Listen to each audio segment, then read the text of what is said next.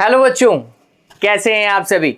उम्मीद करता हूं बहुत अच्छे हैं, पढ़ाई को अच्छे से कंटिन्यू कर रहे हैं। मैं हूं प्रशांत माहेश्वरी और fun with physics YouTube channel पर आप सभी का बहुत बहुत स्वागत है। आज की वीडियो क्लास में हम गाउस लॉ की नेक्स्ट एप्लीकेशन को दो एप्लीकेशन डिस्कस कर चुके हैं। एक तो लीनियर वायर के कारण अपन ने इलेक्ट्रिक फील्ड कैलकुलेट किया था। दूसरा अपन ने कहा था कि एक प्लेन शीट है, यूनिफॉर्मली चार्ज प्लेन शीट है, उसके कारण इलेक्ट्रिक फील्ड अपन को कैलकुलेट करना था। Sigma divided by 2 epsilon not आया था बच्चों, है ना, आया था। चलिए आज हमारे पास में नेक्स्ट टॉपिक है, that is electric field due to uniformly charged spherical shell. अब स्फेरिकल शेल क्या चीज होती है? आप सभी ने बचपन में कभी प्लास्टिक की बॉल से खेला होगा बच्चों। प्लास्टिक की बॉल अंदर से खाली होती है, वो जो खाली वाला पार्ट है इस कारण वो प्लास्टिक की बॉल एक स्फेरिकल शेल है। समझ रहे हैं? तो कोई भी बॉल जैसा शेप जो कि अंदर से खाली हो स्फेरिकल शेप हो जाएगा, स्फेरिकल शेल हो जाएगा, है ना, ये बात ध्यान रखिएगा। या फिर हॉलो स्फीयर भी हम इस चीज को बोल सकते हैं। डन हुआ ये। अब जब हम कैलकुलेट करेंगे electric field due to spherical shell तो हमें ये ध्यान में रखना चाहिए कि किसी भी स्फेरिकल शेल को आप जितना भी चार्ज देते हैं वो सारा चार्ज उसकी सरफेस पर जाएगा। कहाँ जाएगा? उसकी सरफेस पर जाएगा। ये बात ध्यान में रखना। उसके अंदर तो कोई मटेरियल है ही नहीं, तो अंदर हवा में कोई चार्ज नहीं जाएगा, सारा का सारा उसके सरफेस पर जाएगा। तो स्फेरिकल शेल आपका चाहे मेटेलिक हो चाहे नॉन मेटेलिक हो, है ना, चाहे कंडक्टिंग हो चाहे नॉन कंडक्टिंग हो, हमेशा चार्ज सरफेस पर ही जाएगा और कोई ऑप्शन नहीं है। ठीक है, तो इसके लिए मैंने एक छोटा सा डायग्राम पहले ही बनाया है कि स्फेरिकल शेल लिया जिसका रेडियस हम कैपिटल आर मान कर चल रहे हैं और उसको जो क्यू चार्ज दिया वो उसके सरफेस पर चला गया। अब अगर चार्ज सरफेस पर गया है तो हमें क्या कैलकुलेट करना पड़ेगा? सरफेस चार्ज डेंसिटी कैलकुलेट करनी पड़ेगी। कितनी होगी? Q divided by area. Area shell का कितना बच्चों? 4 पाई आर स्क्वायर। ठीक है, तो हमने वही रखा। फिर Q का फॉर्मेट देख लीजिएगा, क्रॉस मल्टीप्लाई कर लीजिएगा। सिग्मा को किससे मल्टीप्लाई करना है? 4 पाई आर स्क्वायर से मल्टीप्लाई करना है। ये तो सिंपल सा टास्क है। हमारा टास्क है इलेक्ट्रिक फील्ड को कैलकुलेट करना। इलेक्ट्रिक फील्ड कैसे कैलकुलेट करेंगे? तो देयर आर 2 पॉइंट्स। हमारी बुक के अंदर 2 पॉइंट के ऊपर इलेक्ट्रिक फील्ड को कैलकुलेट करवाया। एक point outside the spherical shell है और एक point inside the spherical shell है। हम एक कॉन्सेप्ट और देखेंगे कि electric field at the surface कितना आएगा, वो भी अपन डिस्कस कर लेंगे। ठीक है, बीच में अपन डिस्कस कर लेंगे कहाँ दिक्कत आ रही। चलिए, सबसे पहला पॉइंट आउटसाइड। इलेक्ट्रिक फील्ड कहाँ कैलकुलेट कर रहे हैं बच्चों? आउटसाइड कैलकुलेट कर रहे हैं। आउटसाइड का मतलब समझिए, एक स्फेरिकल शेल को ड्रॉ करो, रेडियस आर बनाओ और जितना चार्ज दो वो कहाँ पर? उसकी सरफेस पर। आउटसाइड कोई भी एक पॉइंट लो, उस पॉइंट को सेंटर से मिलाओ, डिस्टेंस को बताओ। तो अब गौर कीजिए, ये जो पॉइंट P है जिसका डिस्टेंस R ले रखा है, this distance R is greater than capital R है, नहीं है? डायग्राम से ही पता चल रहा है। तो हमने लिखा capital R, sorry small r is greater than capital R। Done हुआ। फिर अगर मेरे को उस P पॉइंट पे इलेक्ट्रिक फील्ड कैलकुलेट करना है और गाउस लॉ को यूज करना है तो मेरे को उस P पॉइंट को एनक्लोज करना पड़ेगा। ऐसा P पॉइंट को क्या किया? एनक्लोज किया। हम P पॉइंट को एनक्लोज कर रहे हैं, ये ध्यान में रखिएगा। फिर इस P पॉइंट पे इलेक्ट्रिक फील्ड का डायरेक्शन देखा, सारा चार्ज प्लस का यहां था तो इलेक्ट्रिक फील्ड रिपल्सिव, ऐसा ये इलेक्ट्रिक फील्ड है बच्चों। और इसके ऊपर एक छोटा सा एरिया कट कर लीजिए। छोटा सा एरिया जैसे ही कट कर लेंगे तो आपको पता चलेगा उसका एरिया वेक्टर भी इसी डायरेक्शन में जाएगा। सिंपल सा है यार। ठीक है, अगर ऐसा है तो थीटा का वैल्यू कितना? 0 डिग्री है। जल्दी से काम करना चालू करते हैं, गाउस लॉ को अप्लाई करते हैं। तो हमने लिखा अकॉर्डिंग टू गाउस लॉ। क्या बोलता है रे Gauss law? Closed integration of E dot ds is equals to Q divided by epsilon naught, या फिर Q enclosed divided by epsilon naught. फिर डॉट को हटाओ, cos थीटा लगाओ। cos थीटा में थीटा का वैल्यू कितना डिग्री? 0 डिग्री। तो हमने लिखा E ds cos 0 that is equals to Q divided by epsilon naught. Done हुआ इतना? चलिए, cos 0 का वैल्यू 1। तो हमने नेक्स्ट स्टेप में लिखा closed integration E ds is equals to Q divided by epsilon naught. Done, इतना तो सिंपल है। चलिए अब आप गौर कीजिए, जब आप स्फेरिकल शेल को चूज कर रहे हैं, ये गाउसियन सरफेस है बच्चों, है ना, स्फेरिकल शेल ये और ये गाउसियन सरफेस है। इस गाउशियन सरफेस को जैसे ही आपने चूज किया तो इसके हर एक पॉइंट आप देखो वो इसके सेंटर से इक्वल डिस्टेंस पर है।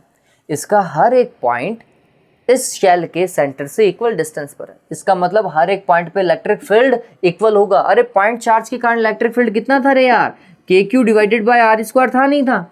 इसको एक बार के लिए पॉइंट चार्ज की तरह अज्यूम करो तो आपको पता चलेगा हर एक पॉइंट का डिस्टेंस आर है, चार्ज आपके पास में क्यू ही है, तो इलेक्ट्रिक फील्ड इतना ही बैठेगा। आंसर भी वैसे इतना ही आने वाला है।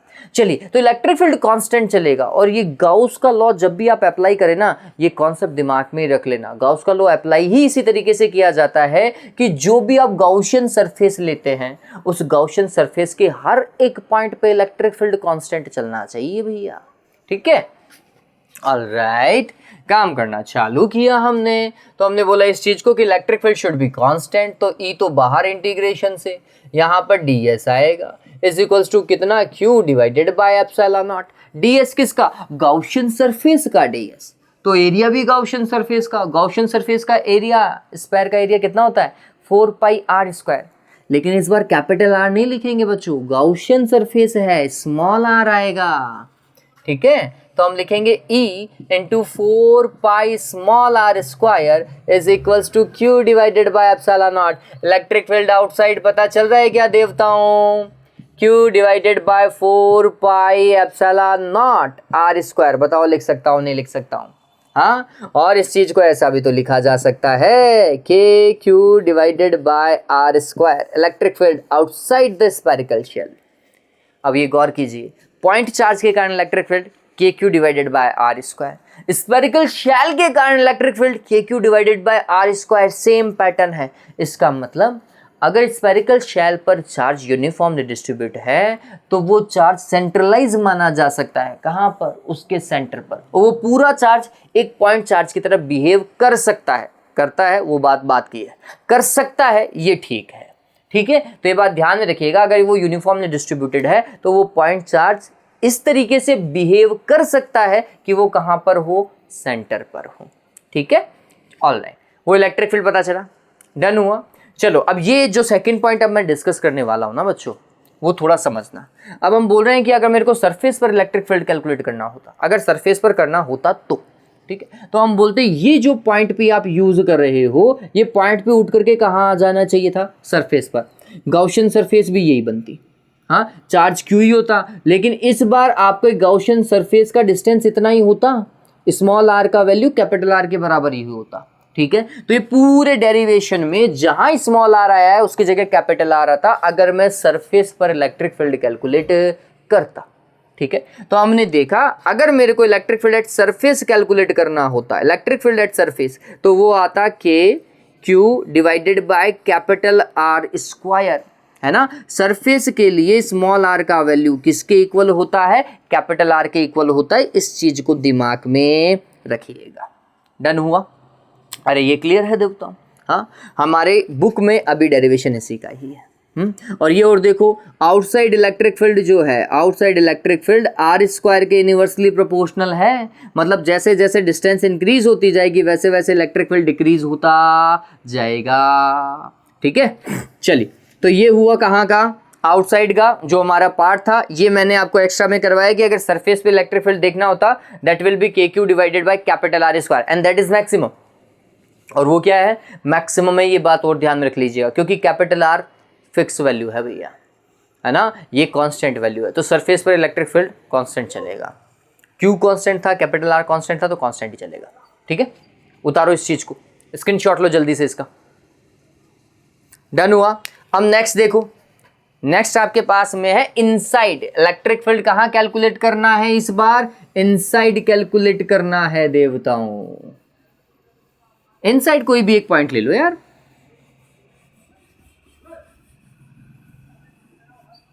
इनसाइड कोई भी एक पॉइंट ले लीजिए और काम करना चालू कीजिए। अब अगर मैं मेरा पॉइंट इनसाइड लेता हूं, कुछ ऐसा मान लेते हैं कि हमारा P पॉइंट यहां पर है, दिस इज P पॉइंट। ठीक है, तो अगर मेरे को इस P पॉइंट पे इलेक्ट्रिक फील्ड कैलकुलेट करना है, गाउस लॉ का यूज करना है, तो मेरे को गाउशियन सरफेस ड्रॉ करना ही पड़ेगा। ये गाउशियन सरफेस है, स्मॉल r, और हमारा सेकंड टास्क है इनसाइड पे कैलकुलेट करना है। कहाँ पर? इनसाइड पर। इनसाइड पे मतलब स्मॉल आर का वैल्यू कैपिटल आर से लेसर होना चाहिए। तो हमने गाउशियन सरफेस भी वैसे ही ड्रॉ किया। अब ये थोड़ा सोचने वाली बात है, क्या इससे कोई चार्ज एनक्लोज्ड है? हाँ देवताओं, सारा का सारा चार्ज तो बाहर है, इसके अंदर तो कोई चार्ज है ही नहीं। अगर कोई चार्ज है ही नहीं तो फ्लक्स या ई डॉट डी एस का वैल्यू कितना? 0। ठीक है, तो जब हम काम करेंगे तो हम लिखेंगे it will be E dot ds is equals to Q enclosed divided by epsilon naught, और अंदर तो कोई चार्ज है ही नहीं, charge Q is 0 inside the spherical shell, sorry inside the Gaussian surface, तो चार्ज 0 है इसलिए फिर ये भी 0। चलिए काम करो, E ds cos 0, sorry cos theta लिखूंगा इस बार, मैं कुछ भी नहीं लिख सकता यहाँ पे, एंगल डिफाइन नहीं कर सकते। अब थोड़ी सी बात समझने वाली बात है, ds area of this Gaussian surface, Gaussian surface का एरिया क्या 0 है?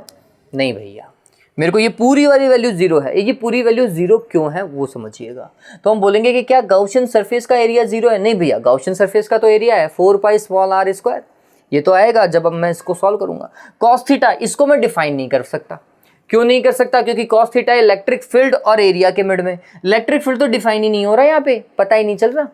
इलेक्ट्रिक फील्ड खुद यहाँ पर कितना है? 0 है, ये बात ध्यान में रखिएगा। अंदर की तरफ इलेक्ट्रिक फील्ड 0 है, तभी जा करके ये पूरा क्वांटिटी भैया 0 है। ठीक है, तो इस चीज को ध्यान में रखिएगा कि अंदर इलेक्ट्रिक फील्ड कितना है बच्चों? 0 है। ये एक कॉन्सेप्ट है यार, ये कॉन्सेप्ट है स्फेरिकल शेल का, और ये एक प्रॉपर्टी है इलेक्ट्रोस्टैटिक्स की, और खतरनाक वाली प्रॉपर्टी है ना। तो स्फेरिकल शेल के अंदर इलेक्ट्रिक फील्ड सदैव हमेशा कितना रहता है? 0 रहता है। इस बात को ध्यान में रखिएगा। अब इस प्रॉपर्टी का यूटिलाइजेशन बताऊंगा, बहुत शानदार है यार। देखें तो पहले ग्राफ देख लेते हैं, उसके बाद में इसका यूटिलाइजेशन देखेंगे। देखो आप इस चीज को समझिए बच्चों, जब हमने इलेक्ट्रिक फील्ड देखा आउटसाइड तो हमने बोला दैट इज के Q divided by are square. तो हम कह सकते हैं आउटसाइड वाला electric field is inversely proportional to r square, है ना। और आउटसाइड मतलब small are is greater than capital r. When small are is equals to capital r मतलब सरफेस पर अगर मेरे को इलेक्ट्रिक फील्ड देखना होता that was k Q divided by capital are square surface पर, एंड इट इज कांस्टेंट। और जब मेरे को इनसाइड देखना होता small are is lesser than capital R, उस केस में अपन ने देखा कि E inside is 0, electric field inside क्या है? 0 है। ये बात ध्यान में रखेगा। तो अगर कोई सेंटर पर भी इलेक्ट्रिक फील्ड बोले तो सेंटर पर भी इलेक्ट्रिक फील्ड कितना है? 0 है। अगर आपके पास में ये सारे इफेक्ट हैं तो आप इजीली ग्राफ ड्रॉ कर सकते हैं। किसके मिड में? Distance versus electric field, distance from centre versus electric field. तो ये सेंटर है ना, तो आप एक स्क्वायर बना लो यहाँ पर। ये एक अच्छा तरीका हो सकता है, अच्छा तरीका हो सकता है। कैसे भैया? अंदर हर एक पॉइंट पे इलेक्ट्रिक फील्ड क्या होना चाहिए? 0 होना चाहिए। अंदर इलेक्ट्रिक फील्ड होना ही नहीं चाहिए। ठीक है, तो हम बोलेंगे कि ये मेरा यहाँ तक कैपिटल आर यहाँ पर है, ये वाला point small are is less than capital r है, और यहाँ पे small are is greater than capital r है।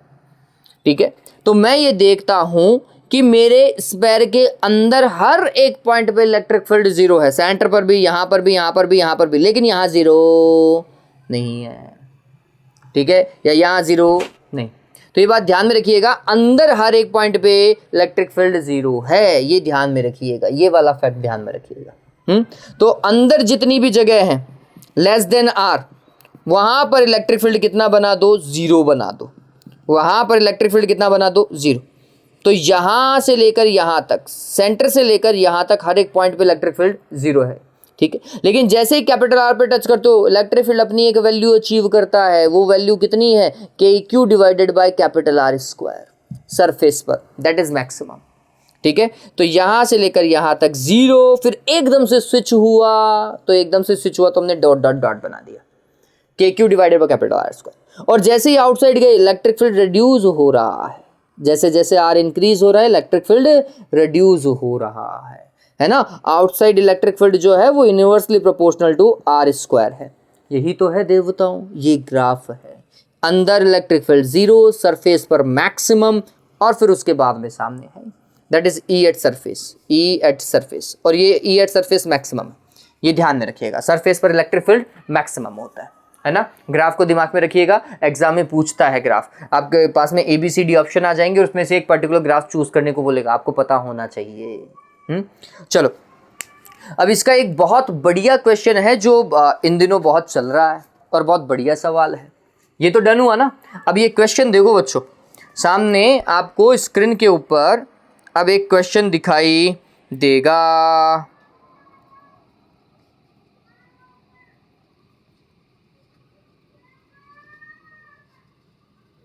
देखो, दिखाई दे रहा है क्वेश्चन?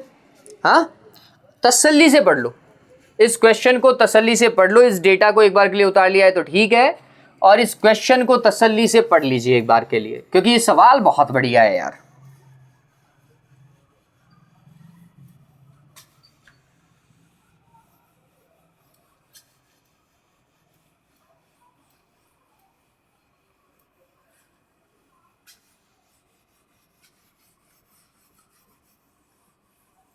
पढ़ा आपने खुद ने?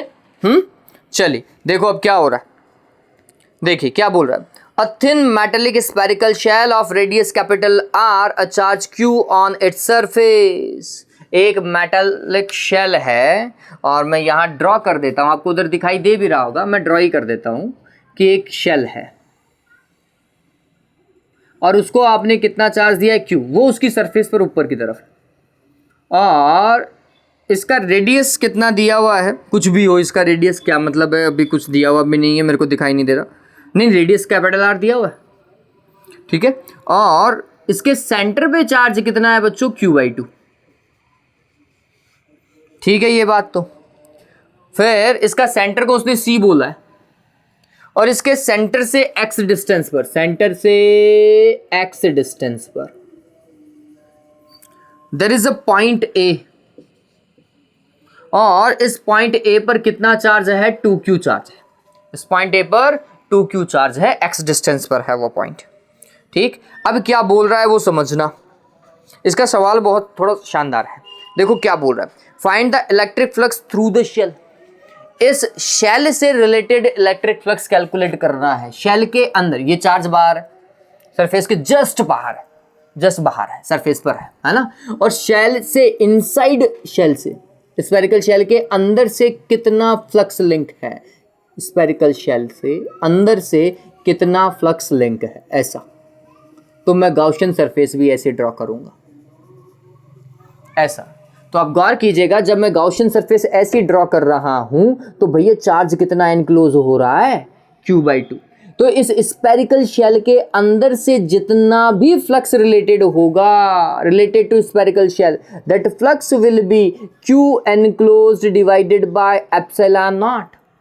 Q enclosed कितना, that is Q/2 divided by epsilon naught, ठीक है। That is the flux linked with the spherical shell here, ये ध्यान में रखिएगा, ठीक है। नेक्स्ट क्वेश्चन देखो, नेक्स्ट क्वेश्चन वो बोल रहा है कैलकुलेट द, अब मैं इसको क्वेश्चन को शिफ्ट कर देता हूं, है ना। पहले बोल रहा है कि calculate the electric field at point ए, ये भी पूछ सकता है। Calculate the electric force eight point ए, ये भी पूछ सकता है।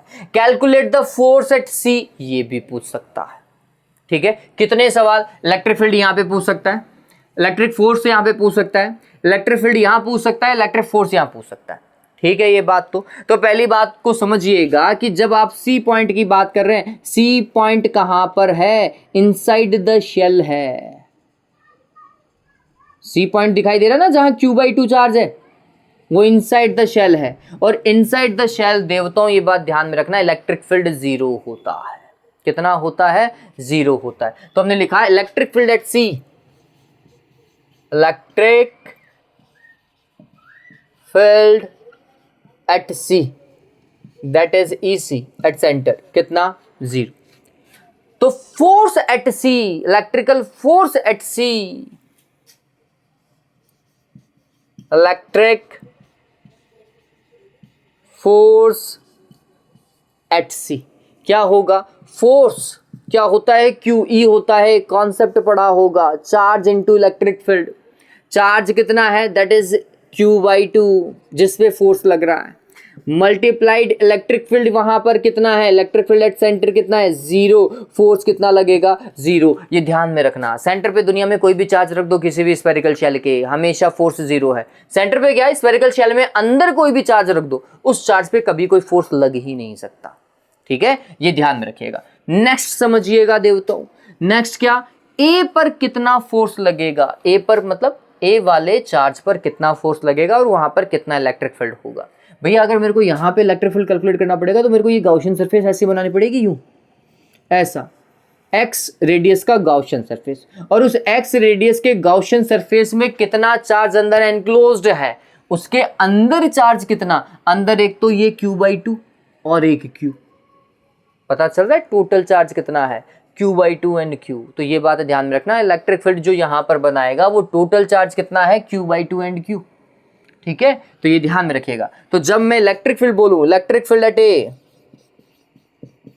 इलेक्ट्रिक फील्ड एट ए, तो ये समझिएगा E एट ए हो जाएगा K, और कौन सा चार्ज इलेक्ट्रिक फील्ड बना रहा है, प्लस का Q और Q/2, ये वाले, ये दोनों चार्ज वहां पर इलेक्ट्रिक फील्ड बना रहे हैं, डिवाइडेड बाय r², r कितना भैया, सॉरी r कितना x, यही तो है डिस्टेंस सेंटर से, तो यहाँ पर लिखा जाएगा x², ये ध्यान में रखिएगा।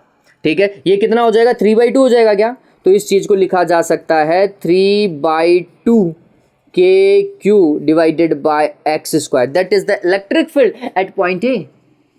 ठीक है, तो force on 2Q charge, force on 2Q charge कितना होगा भैया, force on 2Q charge, force on 2Q that is QE, Q का वैल्यू कितना 2Q, उस पॉइंट पे कितना चार्ज है, electric field at A, electric field at A आप सभी को पता चल गया होगा, 2Q multiplied with 3/2 KQ divided by x², 2 से 2 cancel, it will be 3KQ² divided by x²। Done है क्या देवताओं, देखो डन है। और ये क्वेश्चन ऑब्जेक्टिव क्वेश्चन में पूछा गया है, सवाल बता देता हूँ, 2 ऑब्जेक्टिव क्वेश्चन आए हुए हैं CBSE के अंदर, है ना। पहला क्या पूछ रहा है कि भैया इस वाले चार्ज पर फोर्स कितना है, इस वाले पे फोर्स कितना है, कितना भैया 0, क्योंकि वो चार्ज स्फेरिकल शेल के अंदर है। दूसरा, इस वाले पे इलेक्ट्रिक फोर्स कितना है, तो आपको वहां पर पहले इलेक्ट्रिक फील्ड कैलकुलेट करना पड़ेगा और फिर फोर्स कैलकुलेट करना पड़ेगा। मैंने आपको तरीका बता दिया है, दिमाग में रहेगा, ये तरीका रहना ही पड़ेगा बच्चों, रखना ही पड़ेगा इस तरीके। ठीक है, अब हमारे पास में और भी सवाल है, और भी क्वेश्चन है, ऐसा नहीं है, और भी क्वेश्चन है, लेकिन ये डन हुआ ना, उतार लीजिए इस चीज को, ये अच्छा पार्ट था यार, अच्छा पार्ट था।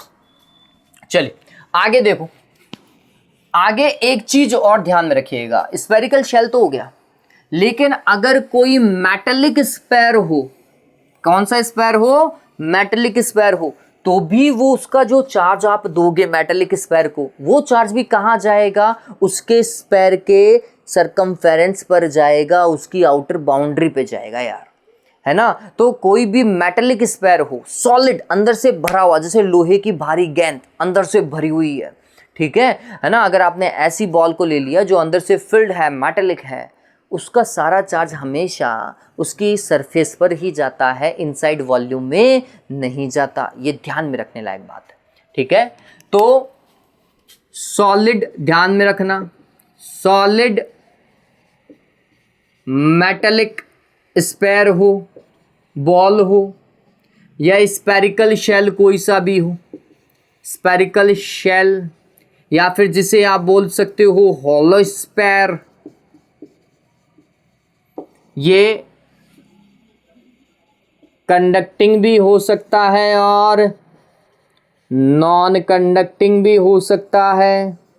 इन सभी के लिए इलेक्ट्रिक फील्ड एक जैसा है। आउटसाइड कितना, KQ divided by small r square, surface पर कितना, KQ divided by capital R square, inside कितना 0। ये बात ध्यान में रख लीजिएगा। मैं नॉन कंडक्टिंग सॉलिड स्फेयर की बात नहीं कर रहा हूं, मैं कंडक्टिंग मेटेलिक स्फेयर की या सॉलिड मेटेलिक स्फेयर की बात कर रहा हूं, है ना। किसी भी मेटेलिक स्फेयर को या कंडक्टिंग सॉलिड स्फेयर को आप चार्ज दोगे तो वो चार्ज सरफेस पर ही आएगा। तो इन सभी का बिहेवियर एक जैसा है। नॉन कंडक्टिंग का डिस्कशन अगर आप बोलोगे तो नेक्स्ट वीडियो में कर लेंगे, अगर आप नहीं बोलोगे तो उसका डिस्कशन को नहीं करेंगे अभी, ठीक है, वो भी किया जा सकता है। चलो देखो अब इस चीज को, अब हमारे पास में क्वेश्चन है इन सभी से रिलेटेड और बढ़िया सवाल है, बहुत अच्छे सवाल है। देखो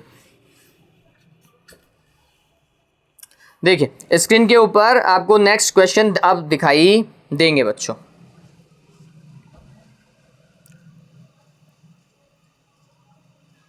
देखिए पहले तो ऑब्जेक्टिव क्वेश्चन देखिए, दो ऑब्जेक्टिव क्वेश्चन है हमारे पास में। पहला ऑब्जेक्टिव क्वेश्चन क्या बोल रहा है, a radius of two conducting spheres are A and B. आपके पास में दो कंडक्टिंग स्पेयर हैं, एक है ए रेडियस का और एक है बी रेडियस का, कंडक्टिंग स्पेयर है। When these are charge with same surface density, इसका सरफेस डेंसिटी और इसका सरफेस डेंसिटी सेम है, ऐसा बोल रहा।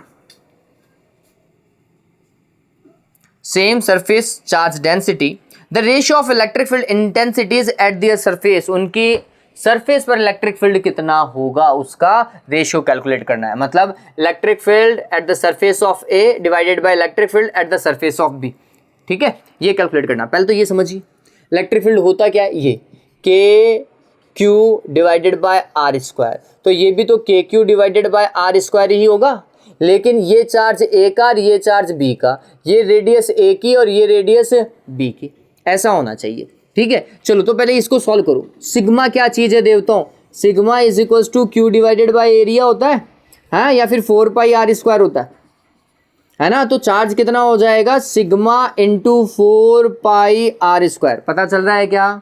तो अगर चार्ज ऑफ ए कैलकुलेट करना होता तो हम लिखते सिग्मा इंटू 4 पाई ए स्क्वायर, और अगर चार्ज ऑफ बी कैलकुलेट करना होता तो हम लिखते सिग्मा इंटू 4 पाई बी स्क्वायर। बताओ लिखते नहीं लिखते, क्योंकि दोनों का सरफेस चार्ज डेंसिटी क्या है, सेम है। काम करना चालू करो, ई ए डिवाइडेड बाय ई बी, गौर कीजिएगा, के से के कैंसिल, आर बी का स्क्वायर ऊपर चला जाएगा, आर बी क्या है, बी वाले का radius, that is B square अपर, आर ए का square that is A square नीचे, मल्टीप्लाइड क्यू ए, देखो ऊपर की तरफ आ रहा है, क्यू ए कितना, सिग्मा इंटू 4 पाई ए स्क्वायर, और ये सिग्मा इंटू 4 पाई बी स्क्वायर, क्यू बी, ये दिखाई दे रहा है ना यार, हाँ, ए स्क्वायर से ए स्क्वायर कैंसिल, बी स्क्वायर से बी स्क्वायर कैंसिल, 4 पाई से 4 पाई, सिग्मा से सिग्मा, 1:1, ठीक है। अगर सरफेस चार्ज डेंसिटी इक्वल होती है, मेटेलिक स्फीयर की बात कर रहे हैं, अगर सरफेस चार्ज डेंसिटी इक्वल होती है तो इलेक्ट्रिक फील्ड का रेशियो हमेशा कितना बना रहेगा, 1:1 बना रहेगा। एक और फॉर्मूला बता देता हूं, किसी भी मेटल का इलेक्ट्रिक फील्ड, किसी भी मेटल की सरफेस का electric field, whether it is spherical और whether it is a flat surface, ठीक है, किसी भी मेटल की सरफेस का इलेक्ट्रिक फील्ड होता है sigma divided by, sorry epsilon not, सही तो बोल रहा हूँ, sigma divided by epsilon not, metal के बोल रहा हूँ, ठीक है। तो इसका कितना, sigma divided by epsilon not, इसका कितना electric field, sigma divided by epsilon not, दोनों सेम है यार, दोनों सेम है, तो फिर आंसर भी तो 1:1 ही आएगा। ये ध्यान में रख लीजिएगा, ये अच्छा तरीका था। चलिए नेक्स्ट क्वेश्चन देखिए, नेक्स्ट देखो जो आपको दिखाई देगा अभी, दिखाई दे रहा है।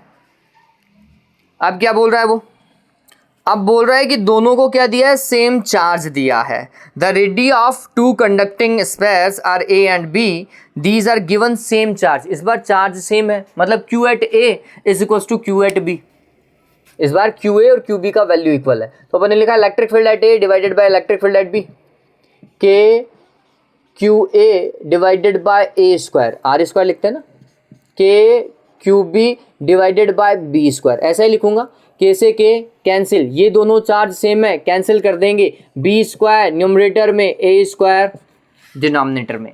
ऑप्शन पता चल रहा है इस बार, बी स्क्वायर अपॉन ए स्क्वायर है। अच्छा सवाल था ना देवताओं, अरे सही है नहीं है, हाँ। चलिए तो ये सवाल था, और क्वेश्चन देखें, और देख लो, देखो एक क्वेश्चन क्या बोल रहा है, ये बोल रहा है a conducting sphere of 10 metre radius, अब इस बार रेडियस दिया है, अ कंडक्टिंग स्पेयर है बच्चों, स्फेरिकल शेल नहीं बोला, तो कंडक्टिंग स्पेयर हो या स्फेरिकल शेल हो, बात एक ही है। Sphere of radius 10 metre is given 1 microcoulomb charge, भैया रेडियस 10 मीटर और चार्ज कितना दिया है, 1 माइक्रो कूलम चार्ज दिया है। Determine the electric field at centre, electric field कहाँ कैलकुलेट करना है, सेंटर पर कैलकुलेट करना है। At a point 5 centimetre from the centre. अभी थोड़ा सा दिक्कत है यार, इन सभी सेंटीमीटर्स को मीटर में डाल दो यार, क्योंकि ऊपर जो डिस्टेंस है रेडियस वो मीटर में दिखाई दे रही है ना, तो इन सभी को मीटर में डाल दो, तो आगे वाला सवाल पूरा गलत दिखाई देगा आपको, फिर तो कोई आंसर भी नहीं आएगा। तो electric field at 5 metre, electric field कहाँ पर, 5 मीटर पर कैलकुलेट करना है। फिर electric field at 10 metre, centimetre को मीटर में कन्वर्ट कर रहा हूँ, 10 मीटर पे इलेक्ट्रिक फील्ड कैलकुलेट करना है। और electric field at 15 metre in air, ये 4 जगह कैलकुलेट करना है। पहली बात तो समझिए, जब मैं इस चीज़ को समझने की कोशिश करता हूँ और मैं यहाँ पे स्क्वायर बना लेता हूँ, तो मेरे ये पॉइंट कहाँ जा रहा है, ये वाला पॉइंट 1, ये वाला पॉइंट 2, ये वाला पॉइंट 3 और ये वाला पॉइंट 4 मानिएगा, ये 10 मीटर का है ना। तो पहला तो सेंटर पर point 1 is at centre, point 2 5 metre, radius कितना है, 10 मीटर का है, रेडियस 10 मीटर का है, तो 5 मीटर अगर आप देखोगे तो यहाँ पर ही होगा अंदर, है ना। तो सेकंड पॉइंट यहाँ पर, फिर third point at 10 metre, 10 metre मतलब थर्ड पॉइंट यहाँ पर, फोर्थ पॉइंट 15 मीटर, 15 मीटर वाला तो बाहर चला गया क्या, ये 15 मीटर वाला डन हुआ क्या। तो 2 पॉइंट देखो 1 और 2, those are inside the spherical shell और मेटेलिक स्पेयर, मेटेलिक स्पेयर है इस बार तो, कंडक्टिंग स्पेयर है। तो ये अगर ये दोनों पॉइंट इनसाइड है तो यहाँ पर इलेक्ट्रिक फील्ड 0 होगा। पहली बात तो, पहली रामायण तो पहले खत्म करो। Electric field at centre, electric field at centre 0, electric field at 5 metre is again 0 which is inside the metallic sphere, हो गया।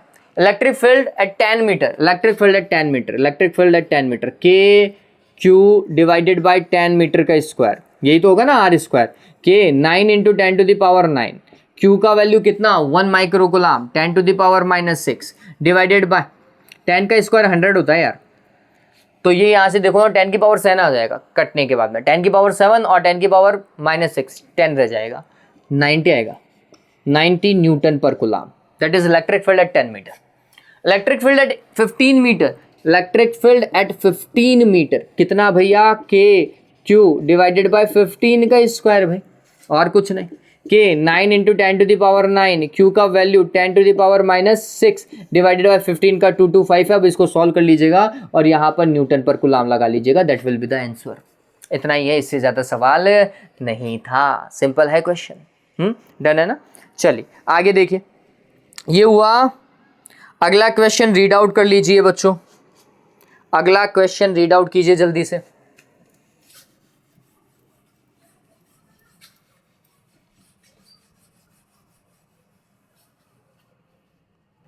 अगला क्वेश्चन क्या बोल रहा है, a sphere of diameter 10 centimetre is uniformly charged, sphere और उसका डायमीटर 10 सेंटीमीटर है, तो डायग्राम बना लो यार। स्पेयर डायमीटर 10 सेंटीमीटर है, इसका मतलब रेडियस 5 सेंटीमीटर है, ठीक है। Uniformly charged so that the electric field at its surface is 5 into 10 to the power 5 volt per metre. Electric field at its surface that is के Q divided by capital are square is 5 into 10 to the power 5, कहीं कोई दिक्कत ही नहीं है, Newton per coulomb या volt per metre. Calculate the force on, calculate the force on charge, charge का value देखिए 5 into 10 to the power -2 and again micro coulomb, ये तो ये लगा हुआ है और यहाँ माइक्रो और चल रहा है, ये थोड़ा देखने लायक बात है। Charge situated at the distance of 15 centimetre from the centre, एक चार्ज है 25 सेंटीमीटर पर और इस चार्ज पर मेरे को क्या कैलकुलेट करना है, फोर्स कैलकुलेट करना है। फोर्स के लिए F = QE वाला कॉन्सेप्ट, Q तो मेरे को पता है इतना, मेरे को इस पॉइंट पर इलेक्ट्रिक फील्ड भी कैलकुलेट करना है, ये ध्यान में रखिएगा। बहुत सिंपल है क्वेश्चन, कैसे काम करेंगे, बहुत सारे तरीके हो सकते हैं। मैं बोलूँगा कि इस केस में आप ये वाले चार्ज को कैपिटल Q लिख दो और इसको स्मॉल q लिख दो, ताकि थोड़ा सा डिफरेंशिएशन हो जाए कि भैया सरफेस के पास में कितना चार्ज है, सरफेस के पास में कितना चार्ज है, कैपिटल Q चार्ज है ना, ऐसा याद रखेंगे। तो मैं यहाँ से के क्यू का फॉर्मेट तैयार कर सकता हूँ यार। व्हाट इज के इंटू कैपिटल क्यू? के इंटू कैपिटल क्यू ये कुछ ऐसा हो जाएगा 5 इंटू 10⁵ मल्टीप्लाई हो जाएगा कैपिटल आर स्क्वायर से। तो ये हो जाएगा 5 इंटू 10⁵ और कैपिटल आर का वैल्यू कितना 5 सेंटीमीटर 10⁻² और उसका क्या स्क्वायर। ये डन हुआ क्या? इस डेटा को ऐसा का ऐसा यूटिलाइज कर लेंगे। कैसे भाई? यहाँ पर इलेक्ट्रिक फील्ड कैलकुलेट करने पर तो हमने देखा electric field at point P, electric field at point P जो कि आउटसाइड है। आउटसाइड इलेक्ट्रिक फील्ड कितना होता है? के क्यू, जितना चार्ज सरफेस के पास में, के क्यू डिवाइडेड बाय उस डिस्टेंस का स्क्वायर, उस डिस्टेंस का स्क्वायर। डिस्टेंस कितनी आर मानो, इस डिस्टेंस को आर मान लो और इस बार आर का वैल्यू कितना है 25 सेंटीमीटर। चलिए काम करते हैं। के क्यू मेरे को पता है, देखो मैंने निकाल रखा है 5 इंटू 10⁻5। कैपिटल क्यू का वैल्यू, सॉरी ये पूरा का पूरा उतार लो ना यार, और ये 5 इंटू 10⁻² इंटू 5 इंटू 10⁻², ये तो के क्यू का पूरा वैल्यू। आर स्क्वायर ये इसका स्क्वायर करूँ तो ये होगा 25 इंटू 25 और सेंटीमीटर है 10⁻² इंटू 10⁻², आर स्क्वायर आ रहा है ना। चलिए ये 25 इसको कैंसिल, ये 5 टाइम यहाँ पर कैंसिल, ठीक। 10⁻² 10⁻² कैंसिल, 10⁻5 बच रहा है क्या रिमेनिंग?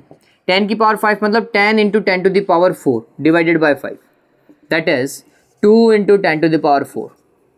ये पता चल रहा है नहीं पता चल रहा है? मैंने इतनी सारी रामायण एक साथ कर दी है। Electric field at that point calculate हो चुका है। अगर वहां पर इलेक्ट्रिक फील्ड कैलकुलेट हो गया तो वहां पर फोर्स भी तो कैलकुलेट होगा। Force is equals to Q into E. वहां पर चार्ज कितना था बच्चों? चार्ज दे रखा है 5 इंटू 10⁻² माइक्रो और लगा हुआ है, गौर कीजिएगा 10⁻6 और जाएगा into electric field 2 into 10⁴ solve कर लो। 2 इंटू 5 कितना 10 और ये 10⁴ तो हो जाएगा 10⁵। ये 10⁻⁻8 सॉल्व करोगे तो 10⁻³ Newton. That will be the force on that charge placed at point P. उस पॉइंट पे जितना चार्ज होगा उसके ऊपर इतना फोर्स लगने वाला है। पहली बात समझिए, करने के बहुत सारे तरीके हो सकते हैं, बहुत सारे तरीके हो सकते हैं। मैंने क्या किया है, मेरे को सरफेस पे इलेक्ट्रिक फील्ड दिया हुआ था ना, वहां से मैंने के क्यू को कैलकुलेट किया है। किसको? के क्यू को कैलकुलेट किया। तो मेरे पास में के कैपिटल क्यू कितना है ये, ठीक है। फिर मैंने आउटसाइड इलेक्ट्रिक फील्ड का फॉर्मूला लिखा, वहां पे के क्यू का वैल्यू पुट कर दिया। आर स्क्वायर मेरे को उसका डिस्टेंस पता था, वो पुट किया। तो उस पर्टिकुलर पॉइंट पे जहां मेरे को फोर्स कैलकुलेट करना था वहां मैंने इलेक्ट्रिक फील्ड कैलकुलेट किया। That was the electric field. फिर फोर्स का फॉर्मूला लगाया F is to q e और इसको सॉल्व किया, मेरे को फोर्स मिल गया। ठीक है, सिंपल क्वेश्चन था। चलो, उम्मीद करता हूं आज का वीडियो लेक्चर आपको अच्छे से समझ में आया होगा। कहीं पर भी कोई भी दिक्कत हो, किसी भी न्यूमेरिकल में कहीं कोई दिक्कत हो, आप मुझसे पूछ सकते हैं, कमेंट बॉक्स में लिख दीजिएगा, सॉल्यूशन मिल जाएगा आपको। आज के लिए बच्चों इतना ही। Have a good day, take care.